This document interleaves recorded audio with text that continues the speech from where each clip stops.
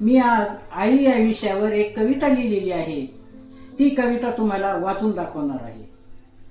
बोल बोबडे निघताना आई येते ओठात. बोल बोबडे निघताना आई येते ओठात. किती गोडवा निर्मिला प्रभूया मानवी साठ्यात. किती गोडवा निर्मिला प्रभूया मानवी साठ्यात. रडणाऱ्या त्या बाळाचा पारा चढतो जोरात. रडणाऱ्या त्या बाळाचा पारा चढतो जोरात. एकदम स्तिमित होते ते आई दिसता दारात. एकदम स्तिमित होते ते आई दिसता दारात. गोजरवाण्या हालचालीवर गोजरवाण्या हालचालीवर लक्ष असते कुणाचे. गोजीरवाण्या हालचालीवर लक्ष असते कुणाचे. सतत देह झिजवणाऱ्या धडपडणाऱ्या आईचे. सतत देह झिजवणाऱ्या धडपडणाऱ्या आईचे.